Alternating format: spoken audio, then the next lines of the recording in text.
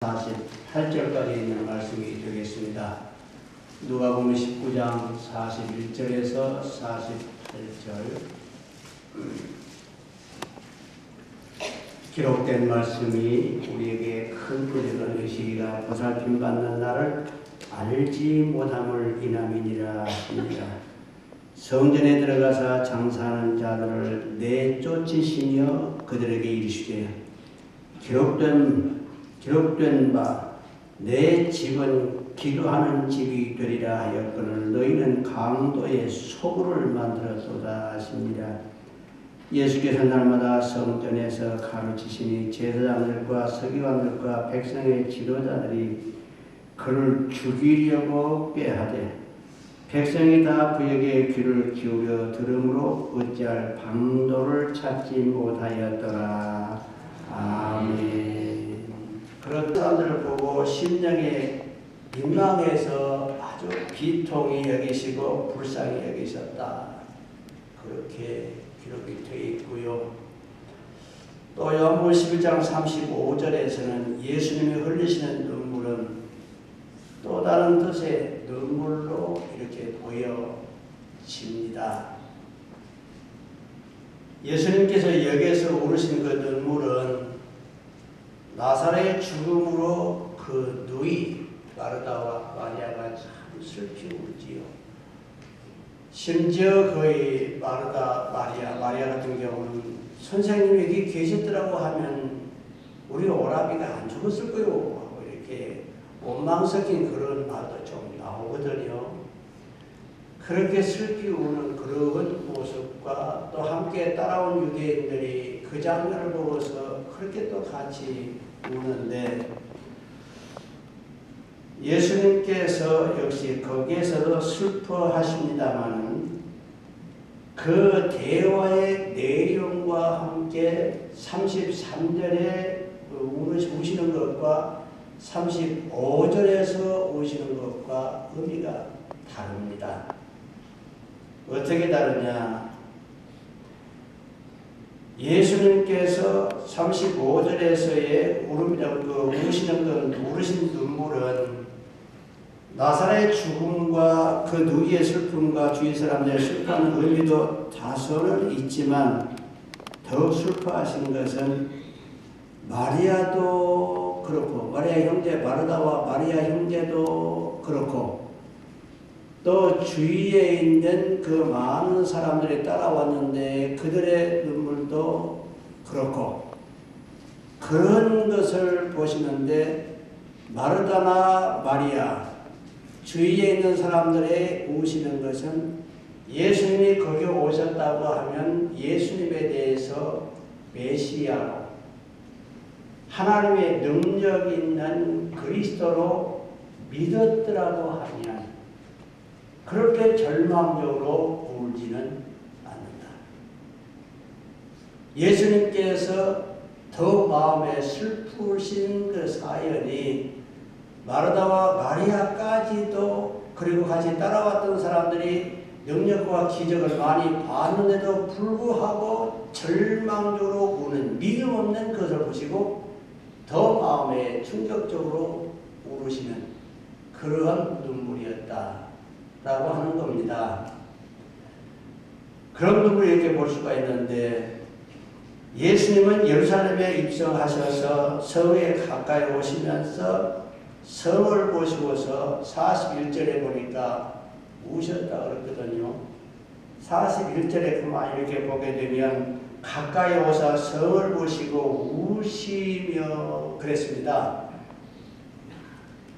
여기에 우리말로는 그냥 눈물을 흘리시는 우시는 장면으로 그렇게 표현이 되어 있습니다만은 헬라의 원어에서는 울다 그럴 때에 예수님께서 울으시는 그 단어를 갖다가 저 눈물을 흘리는 것이 아니라 흘리는 뿐만 아니라 아주 격해서 흐느껴 울다 혹은 큰 소리로 울부짖다 혹은 눈물을 흘렸다 아주 격하게 우는 그런 모습의 단어를 쓰고 있는 겁니다. 그냥 무심이라고 우리말로는 그렇게 번역이 되어 있지만은 아주 도저히 견딜 수 없는 그러한 큰 소리로 울부짖는 그러한 내용이었다라고 말하고 있습니다. 그러면 예수님은 도대체 예루살렘 성을 보시고서 왜 그렇게 격하게 울으셔야 됐느냐? 왜 울으셔야 됐느냐? 하는데 첫째는 예루살렘 성이 장차 망할 멸망 때문에 그렇게 우신 겁니다.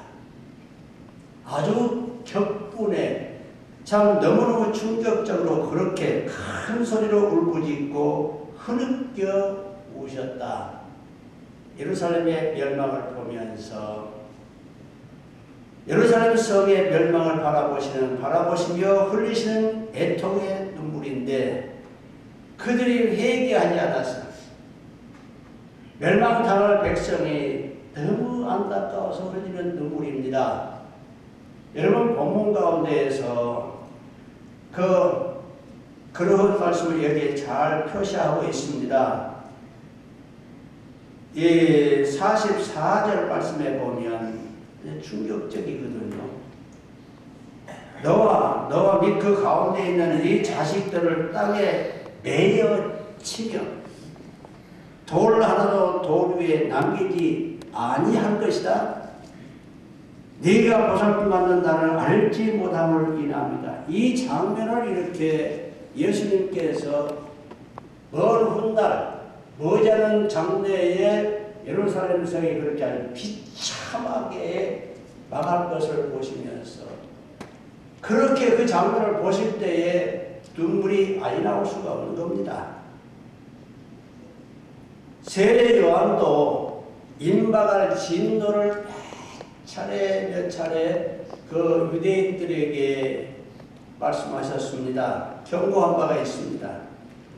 예수님도 평강의 왕으로 오셨기 때문에 평화에 관한 이야기를 많이 하셨고 놀라운 이적을 보이셔서 예수님의 하나님됨을 보여주셨고 천국과 구원의 길을 또 가르쳐 주셨고 예수님을 영접하면 하나님의 자녀가 된다는 것도 말씀하셨고 하늘의 평화를 경험할 수 있다고 하는 것을 이렇게 누차 가르쳐 주면서 때가 찼으니 회개하고 예수를 믿으라는 겁니다.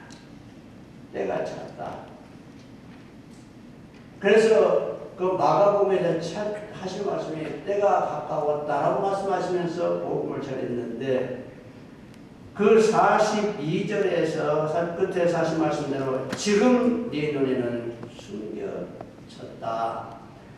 많이 가르쳐 주었고 들려 주었고 멸망될 것이다. 회개해야 된다. 경고해 주셨는데도 불구하고 이것을 그냥 귀로만 들어버리기 때문에 결국 감춰질 수밖에 없었다.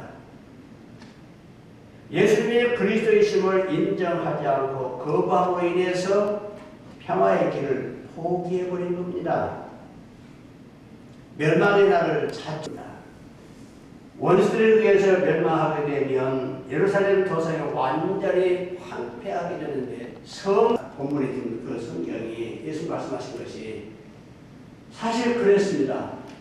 역사적인 그 고증에 보게 되면은 로마 군인들이 예루살렘을 완전히 정복을 하고 어떻게 부셔 이렇게 끼어가지고서 만들었거든요. 금으로 이렇게 쌓기도 하고 그랬거든요. 그런 금괴물이라든가 좋은 것들이 그 사이에 끼인 것이 때문에 돌멩이를 드러내고 그걸 가져가려고 돌멩이를 다 헐어낸 겁니다. 그 역사적인 사건이 그렇게 됩니다. 예. 그리고 성민들이 몰살을 당하고 성벽과 이런 모든 성전까지도 완벽하게 망하게 되는데 예수님 예언하신 말씀대로 주후 70년에 로마의 티토 장군에 의해서 그 군인들이 와가지고서 완전히 정복해버립니다. 그때의 이스라엘 민족들이 점점 거기에 대한 항의를 하고 항거하려고 투쟁을 많이 했습니다. 밀려가지고서 어느 한점 마사다라고 하는 그 지역이 있습니다. 사해바다 그쪽 지역입니다. 마사다의 그 지역에 가가지고서 거기에서 결사항쟁을 하다가 그대로 고스란히 거기 다 전멸을 당하게 됩니다. 그것이 이스라엘의 최후입니다. 그 이후로 이스라엘 나라가 1948년까지 날아오는 그러한 비참한 2000년에 가까운 그러한 세월을 그렇게 당하게 됩니다. 예수님은 이것을 아셨기 때문에 회개하지 아니한 그 이스라엘 민족 유대인들을 보고서 그렇게 격분하면서 울으셨다 하는 이야기입니다. 두 번째로는 예루살렘 성전 안에 예배가 무너진 것을 슬퍼했습니다. 예수님은 예루살렘 가까이 오셨을 때 임박한 예루살렘의 멸망, 그것 때문에 우셨습니다마는 백성들이 하나님 앞에 드리는 제사, 번제라든가 소제라든가 속죄제라든가 속건제라든가 화목제라든가 이 5대 제사가 완전히 변질되어 버렸습니다. 그들의 전심이라든가 그들의 성이 있는 그런 예배 준비라든가 그것이 되지 않고 변질되어 버렸습니다. 그렇게 변질되어 가지고서 하나님 앞에서 형식이 되어버리고 가식이 되어버리고 지극히 외식이 되었습니다. 그래서 예수님께서 바리새인들과 가식, 외식하는 바리새인들하고 내가 책망을 하고 했거든요. 그것이 바로 이제 모두 다 가식이라는 이야기입니다. 예배의 절차, 하나님 앞에 드는 그 절기의 절차 이런 것이 다 그렇게 변질되었기 때문에 변질된 그들의 그 모습을 보시면서 주님은 우시게 되었는데 역사적으로 그렇습니다. 옛날에 솔로몬의 성전이 바벨론에 의해서 완전히 파괴되었거든요. 그때 바벨론에 의해서 파괴가 되어질 그때에 이스라엘 백성들은 우상을 섬겼습니다. 하나님을 섬기지 않고 우상을 섬겼고 그때에 죄악이 만연해가지고서 결국 시드기야라든가 여호야김이라든가 여호야긴이라든가 이러한 그때 마지막 왕들이 아주 타락한 그런 생활을 했기 때문에 결국 그 예배와 신앙이 변질된 것으로 말미암아서 바벨론을 보내가서 BC 586년에 완전히 망하게 했습니다. 그래서 솔로몬 성전이 그렇게 파괴된 겁니다. 역시 그 예배와 그들의 그 절기가 지극히 그 예배 변질이 되어버리게 되니까 가식적이고 외식적으로 그 되어버리는 그걸 갖다가 보신 하나님께서 결국 또 외적을 갖다가 들여보내가지고서 이때는 헤롯 성전이라고 말합니다. 헤롯 성전.